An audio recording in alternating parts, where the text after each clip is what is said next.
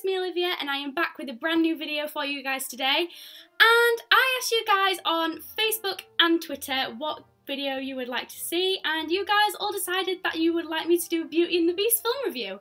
So that's what I'm gonna do. So let me just start off by saying that I went to see Beauty and the Beast twice at the cinema. I saw it the first time in 3D, and that was on the 17th of March, the day it came out. And then I watched it last week with my mum, her boyfriend, and my brother. So we went to see that one in 2D. So I've seen it in 3D and in 2D, and I am absolutely speechless. It is such an amazing film, and I'm here to tell you why. But before you watch this video, if you have not seen it yet, I might include some spoilers. So maybe go watch the film and then come back and watch this video once you've seen the film, because I don't want to spoil it for any of you guys, because it is slightly different to the original film, so I don't want to throw out any spoilers out there for you guys. So what I will say firstly is, if you are a fan of musical theatre or a fan of drama and performance generally, then you need to go and see this film. Like, The Beauty and the Beast live action is amazing. Literally, we all agreed that when we watched it, it felt like you were watching a Broadway show, like on the West End. Like, we wanted to clap after songs. Like, I had to stop myself and I was like, oh, better not clap because I'm in a cinema, I should be quiet. But it felt like the songs are so powerful and so well done, and it created such a spectacle that I wanted to clap, if that makes sense. Like, I was trying to hold myself not doing it. Like, everybody that I've been to see the film with was like, oh, we don't need to clap, we're in a cinema. But it was absolutely amazing. I'll go into a little bit about the acting. So Emma Watson, I thought she was pretty good as Belle. I've enjoyed her as Hermione before in Harry Potter. I've seen her in pics of Being a Wallflower, The Bling Ring. I've seen her in all sorts of different movies. However, this one stood out to me because she's obviously portraying quite a different character. She keeps, like, the integrity of the character of Belle really well, and she doesn't change it too much to the original version. However, the one flaw that I will point out, and if you disagree with me, fine, that's fine, but I will point out, I know Emma Watson isn't a singer, but because they made such a giant point and giant spectacle of making the musical numbers in this song so big and dramatic and loud and so heartfelt, she kind of fell flat for me. I didn't feel like her vocals were that good in comparison to her co-stars like Dan Stevens and Josh Gad. Her vocals weren't incredible, and obviously she's the main role, so she kind of needed that singing voice to be able to do it. And I understand she's obviously not a classically trained singer. She's not specifically made to do singing. She's obviously chosen to do acting as her path. But in my personal opinion, because they made such a big shebang out of the whole musical numbers and included so many more songs, they could have maybe worked on her singing a bit, or maybe even cast somebody with a better singing voice. That's just my personal opinion. That's it. You could also hear a slight tinge of auto-tune when she was singing as well, and it was really irritating me. I'm not saying that obviously it wasn't done for maybe other members of the cast. I'm not saying that it was only done for her, but it was really obvious and she didn't sound particularly great. All that aside, Emma Watson did the role a lot of justice. I think she did really, really well, because obviously being a Disney princess, it's kind of like a big thing to live up to, and she was sort of handed that role, and she did really well with it. Now I'll go on to talking a little bit about Dan Stevens, who played the Beast. So Dan Stevens, I thought he did really, really well. Behind the scenes, like, I've watched a couple of behind the scenes videos, and obviously the face of the Beast was done with CGI through like a facial recognition sort of thing. So his facial expressions like powered what they would use of the CGI of the Beast, which I thought was really cool. His singing voice is incredible. Like, it was amazing. I didn't know that Dan Stevens was a singer, because obviously I've only really seen him in Downton Abbey, I didn't know he was a singer, but he's amazing. In the movie, the Beast has his own solo called Evermore. He sings this when he sets Belle free to go and help her dad, and he's watching her leave and he's singing this heartfelt song.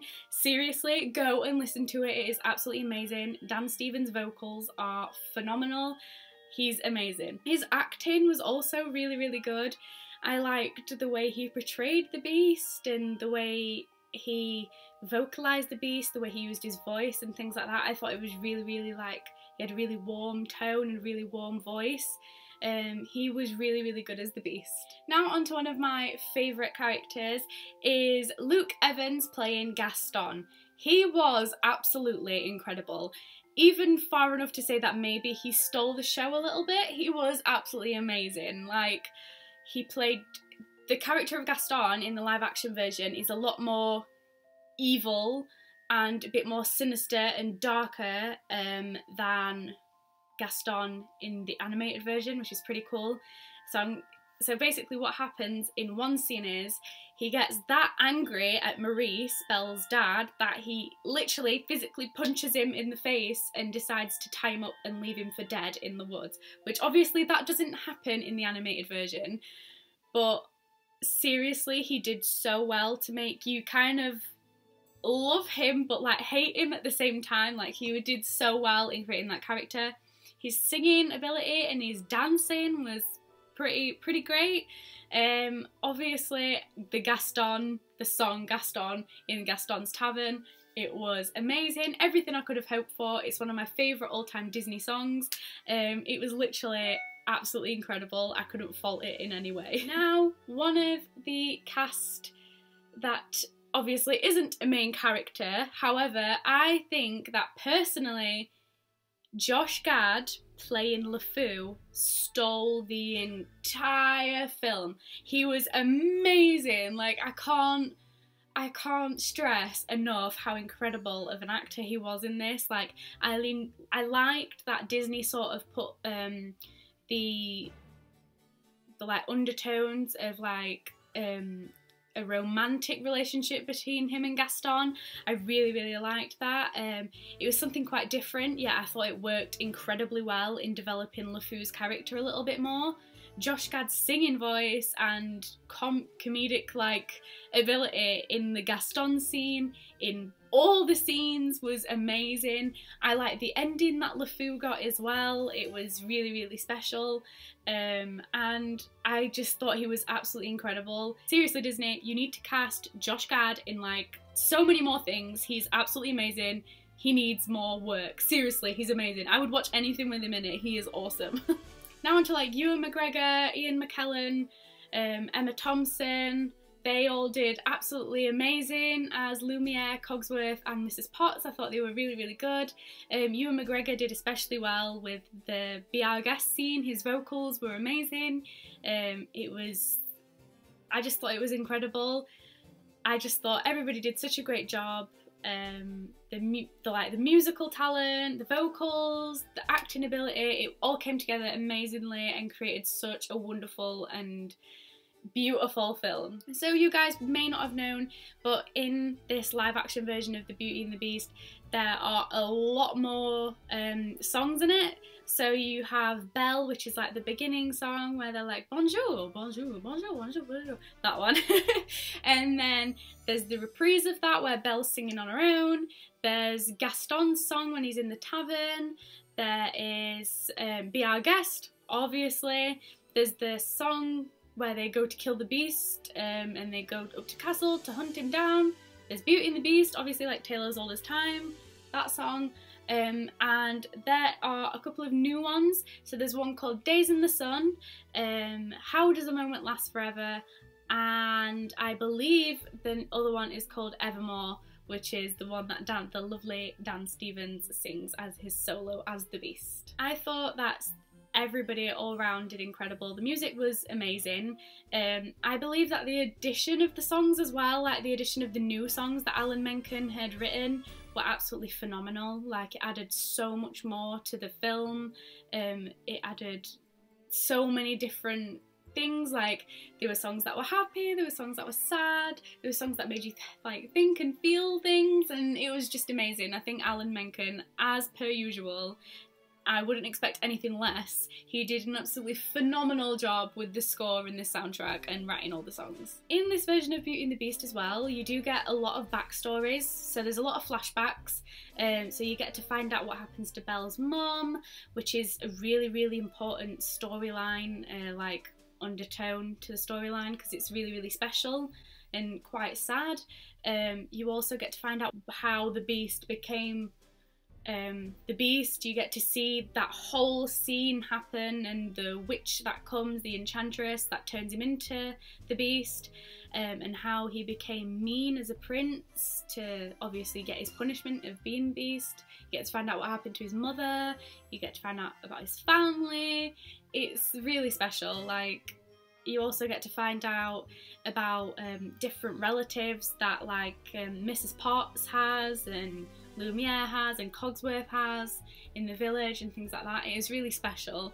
I love the little additions that they made. It made it that even more, just that little bit more perfect. It was just like, gave that little bit more tradition to it, and I thought it was a really, really nice touch. On to another thing, I think that the costumes were absolutely incredible for Beauty and the Beast. I thought they were amazing. I liked how they stayed true to the period of time that it was originally like set in, and the fact that it was in France. So like at the beginning scene, it's this big ballroom scene. I'll insert a picture here so you guys can see some of the dresses and outfits they were wearing. Bearing in mind it is set like a long time back in France. The costumes are amazing. Dan Stevens' wonderful blue suit was amazing. I thought that was great. Gaston's red little number with his long coat, I thought that was very, very handsome. It was very beautiful.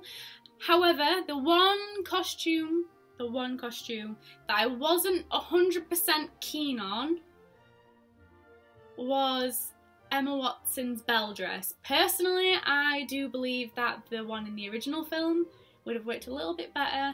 I thought that it could, I don't know, I thought it worked more if the one in the animated version's a lot nicer, but the one in live action, I'm not too keen on it, to be honest.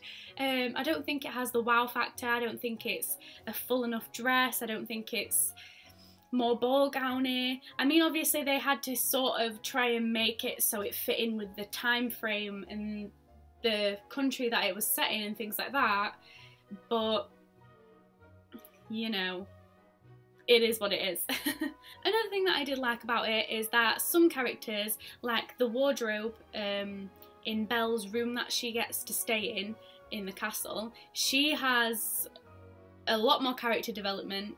You get to find out a bit more about her and like her romantic life and things like that, and who she was before. You get to see what she actually looked like before.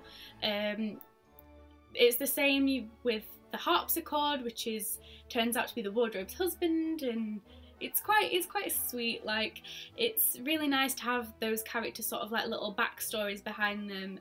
I think it just adds a lot more to the character development. It makes it that much more special, I think. All in all, I think this film is great. You really do need to go see it to see kind of what I'm talking about. I think that it completely 150% tops the live action Cinderella, and it tops Maleficent. It's incredible. I can't put it into words how amazing this film is. You just need to go see it for yourself. Go to the cinema, have a nice like night out, go watch it. It's absolutely amazing. You seriously won't regret it. It's nothing like, it's nothing I can describe. Like, it's just incredible. The performances are phenomenal.